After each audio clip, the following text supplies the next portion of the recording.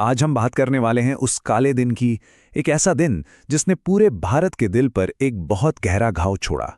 जी हाँ, हम बात कर रहे हैं 2019 के पुलवामा आतंकवादी हमले की। तारीख थी 14 फरवरी 2019। ये सिर्फ एक तारीख नहीं है, ये एक ऐसी तारीख है जो अब हमेशा हमेशा के लिए भारतीय इतिहास में शोक के साथ याद की जाएगी। सोचिए, एक तरफ पूरी दुनिया वैलेंटाइंस डे मना रही थी, प्यार का दिन, लेकिन ठीक उसी वक्त भारत में कुछ ऐसा हुआ जिसने खुशियों के उस माहौल को एक झटके में मातम में बदल दिया। तो सवाल ये उठता है कि आखिर उस दिन हुआ क्या था। चलिए समझते हैं कि उस दिन की कहानी क्या थी। तो देखिए, 14 फरवरी की दोपहर थी। सेंट्रल रिजर्व पुलिस फोर्स यानी सीआरपीएफ का एक बहुत बड़ा काफिला जम्मू से श्रीनगर की तरफ जा रहा था। ये एक रूटीन मूवमेंट था, जवानों की एक सामान्य आवाजाही। और ये कोई छोटा मोटा काफिला नहीं था, इसमें 2500 से भी ज्यादा जवान शामिल थे। जरा सोचिए, 2500 से ज्यादा जवान। जाहिर है, इतनी बड़ी संख्या आतंकवादियों के लिए एक बहुत बड़ा टारगेट थी। और ये सभी जवान 70 से भी ज्यादा गाड़ियों में सफर कर रहे थे। अब इससे अंदाजा लगाया जा सकता है कि ये काफिला कितना लंबा रहा होगा और कितना संवेदनशील भी।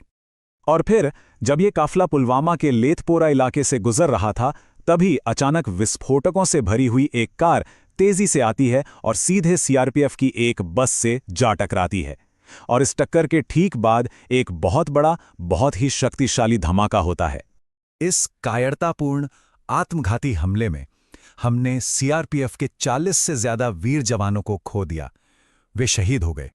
और देखते ही देखते ये हमला भारत के हाल के इतिहास के सबसे घातक, सबसे दर्दनाक आतंकी हमलों में से एक बन गया।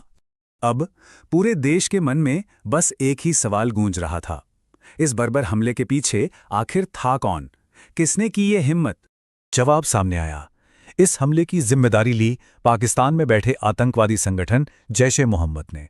और इस आत्मघाती हमले को अंजाम देने वाला कोई और नहीं बल्कि एक स्थानीय आतंकवादी था जिसका नाम था आदिल अहमद डार। इस कायरतापूर्ण हमले के बाद पूरे देश में गुस्सा था, दुख था, एक लहर सी दौड़ गई। तो अब सवाल ये था कि भारत इसका जवाब कैसे देगा। चलिए देखते हैं भारत का जवाब क्या था। और भारत ने जवाब देने में बिल्कुल देर नहीं की। 14 फरवरी को पुलवामा हमला हुआ और उसके ठीक 12 दिन बाद 26 फरवरी 2019 को भारत ने एक ऐसा कदम उठाया जिसकी गूंज दूर तक सुनाई दी। ये कदम था बालाकोट एयर स्ट्राइक।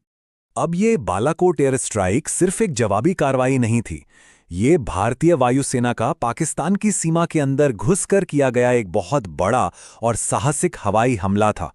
निशाना एकदम साफ था, आतंकवादी संगठन जैश-ए-मोहम्मद के ट्रेनिंग कैंप्स। ये पुलवामा हमले के खिलाफ भारत का एक बहुत मजबूत और साफ सैनिक जवाब था। तो इस हमले और फिर उसके जवाब में हुई कार्रवाई का असर बहुत गहरा था और बहुत दूर तक जाने वाला था। तो चलिए समझते हैं कि पुलवामा का असल में असर क्या हुआ।